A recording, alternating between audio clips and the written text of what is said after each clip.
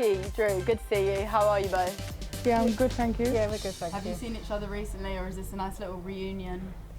When was the last time we... I think when I came round. Yeah, Drew's been round to mine. Yeah, a few recently. weeks ago. Are you normally the host? Yeah, I mean, Yeah. I haven't been round to Drew's since you moved there, so Yeah. I haven't had an invite, so... No, that's a lie. Don't do that. Don't do that. She hasn't invited That's me a lie. round to her since she's moved I have. in, so... I invited you around for a full NFL Sunday and I got Yeah. declined last minute, so Rude. it happens. I know. You I'm sorry. you remember It's that just now, not- I don't do you? remember, Yeah, I remember exactly. now. It's just not a bit of me, it's a bit of a late night, and Yeah. Drew Yeah, loves that all is that. fair. What are you guys normally up to in your downtime then?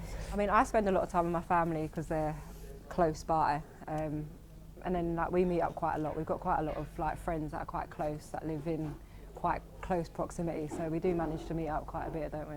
Yeah. Yeah, so I'll go to London, see my family and see my friends as much as I can, and when we see each other it's probably just a normal catch up, coffee. Dinner. Yeah. Who cooks? You're a better cook than I am. I'm alright. If you ever invite her over. No. I mean, I haven't been there yet, but yeah, I'd say Drew's the better cook than me. So, Yeah, but so we usually get a takeout. Yeah, Probably a little Nando's or a takeaway. turkey. little Nando's. Nando's. What's your order? It depends really, but I'm normally 5 wings, rice, macho peas. That's normally my thing. Have you tried the charred corn, the new one? No, I haven't actually. Oh, well, that's my new go-to. Yeah, a bit of charred corn, and then I'll go for like a little beanie pita or wrap or something. Yeah, And how spicy are we talking? Medium. medium. Okay, yeah. Classic. Yeah. What's your spice level? Plain. I'm medium. Wait, what? I don't know. That's horrible. She's already been going for me because I'm sitting on a booster seat, and now she's going to me saying I'm Perry Tamer. That's so rude. Oh god. I'm trying to think what else you guys are into. I've seen you at Carnival together. Yeah. Music, girls. You into music? Yeah, I would say you're more of the music person than I am. Yeah. I don't explore that much. I kind of Yeah. listen to the same things. I mean, obviously, like we do go out together and stuff, don't we? Yeah, And, like, yeah, if yeah. there's like events and stuff, we do try and go along. So like when we go to Carnival, we always have a really, really good time.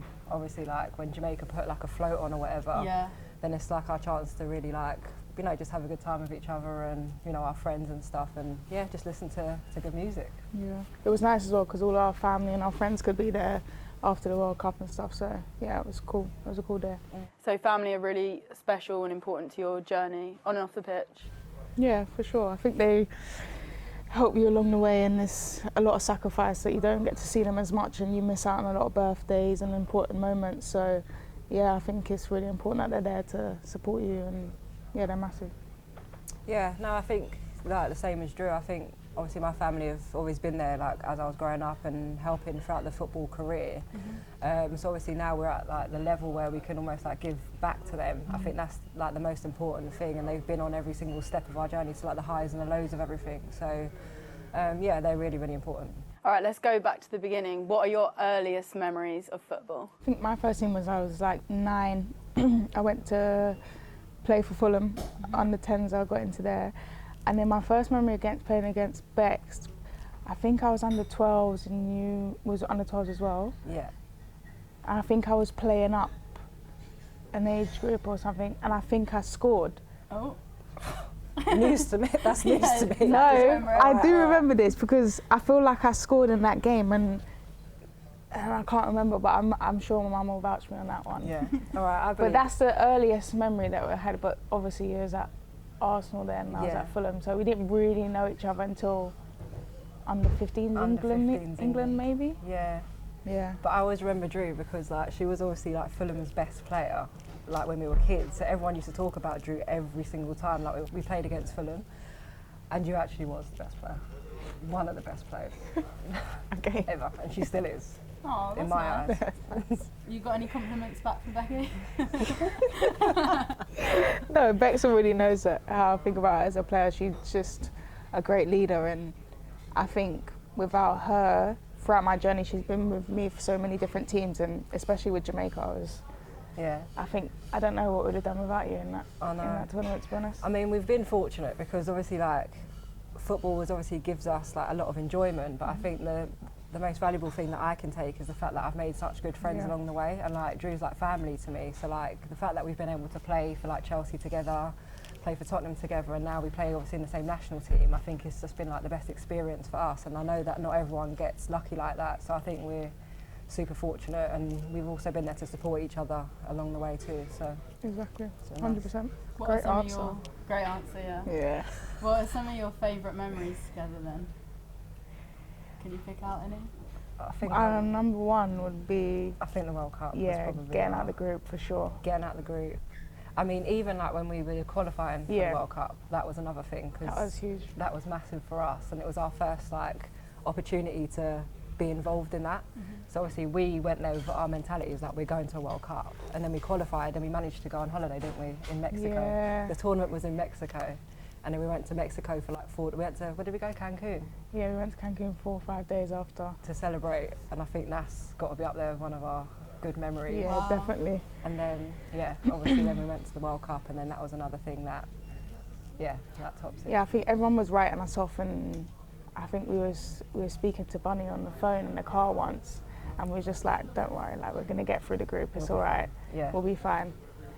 And then like when we did it, I think it was just like I don't even think we took it in really at that moment until afterwards, but yeah, it was such a historic and big moment for us. The thing that I remember from like the game against Brazil was like the whistle was almost about to go, and like we're still playing, and like the whistle goes and Drew literally drops to the floor. I run over to her and I'm literally like screaming in her face, is like, and it was just like, it was like really emotional, and we were just so proud of like what we had all done. And I think with us, because we've had such a long career as well, and I think like we deserved that moment, and I think definitely. that was like, you know, something that we can always remember for the rest of our lives. So for sure it is that. Going back to those early days again, was there anyone in your life that was particularly influential in your football career back then? For me, I think it was my brother, because he was at Crystal Palace when he was younger, so I think I always just wanted to, there's 5 years between us, so I always wanted just to be like him, and he was like the person that I looked up to, and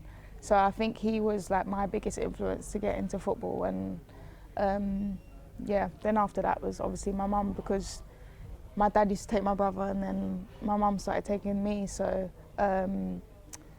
like we used to go on trains together everywhere, get buses everywhere, so, and she hated football, but when she started taking me, she started to love it, so I guess those are my two biggest. So he helped you, he like led the pathway first? Yeah, exactly. She couldn't complain.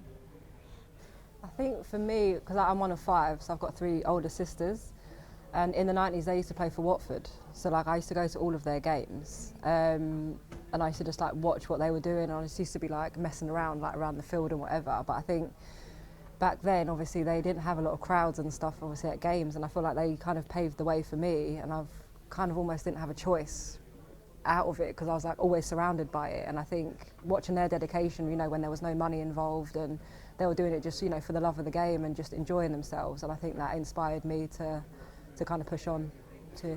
And then you've obviously seen in your time massive growth, even more than that, in the women's game. What do you think are the biggest changes that you've seen? I'd say the visibility of the game has obviously grown, so then obviously the fans is, you know, we used to play in front of maybe like 50 people, do you remember, like back in the day? Sometimes not even that, really. Yeah, like one man and his dog used to be there, and you're just like, but now obviously you're playing in front of thousands most weeks, and I think that's something that's been massive, and I think the visibility of it is the coverage, like, you know, on Sky. I think that's been massive for the game. Even like the cup finals, like selling out every year, and like you couldn't even really imagine that when we was younger. So just that in itself is just so massive for the game, and it's so good for younger girls and boys being able to see that. And how do you think the game has developed on the pitch in that time, in terms of like playing styles? I think it's way more athletic, a lot quicker as well. I think it helps that, you know, everyone's in a full-time environment, whereas when I started off at Chelsea, we was only 2 days a week, and I always say to the youngsters now, like, you guys are like, you have everything. Like I'm training twice a week, hour and a half in the evening. So imagine if I would have had that when I was younger, would have been able to progress a lot earlier and a lot sooner. But I guess it's all part of the journey, isn't it? Yeah, I mean, I think with like the foreign players coming over as well, you're getting different styles of play from them too. And obviously with different managers coming over, I feel like it's, I don't know, and we do a lot more in the gym as well now. So like strength and conditioning is a big part, nutrition is a big part, but you know, when we first started that, we couldn't really, we tried our best, but we never really had the knowledge. And I think the knowledge of the game now and to help us succeed is all there. So like Drew said, with like the youngsters coming through, they literally have everything there in front of them to be successful as a footballer. So I think, yeah, I mean, the game's come along a long way. Massive. On the field especially. Growing up in London, both of you, how do you think that affected your playing style? Oh, I think that's like one of the biggest ones, I reckon. Because we always, like, I used to play with the boys, like down at goals or whatever, or, you know, you just play with the lads, didn't you? FA. Yeah, all you did is play with the boys. I think they just helped you, like, even like skills, technically, strength, because you have to, like, even when they're a lot stronger, you have to build them off and stuff like that. But I think that's massive for anyone playing, when girls, especially when they're young. So I think it's always good to play for boys as much as possible, because I really think it helps development. And I think like it's character building as well, like so for like our mentality and stuff, like, you know, we couldn't keep up and stuff like that, but we'd always try our best. And you know, like even getting to go and play with your mates, you'd have to get the train or whatever, you'd have to give your $5 in, you don't know when you're going to get where you're going to get your $5 from, but you get given your $5 in to go and play. Like, I think stuff like that is something that we can always carry, because we're always quite humble about, you know, where we're at. We never get ahead of ourselves of, you know, what our journeys look like. But when you look at it, me and Drew have like been in the WSL for years and years, and like we started off before the WSL even started. But I think that stems from our upbringing and the fact that we've managed to experience all of these things as kids. All right, guys, thanks for chatting with me and good luck. Thank you very much.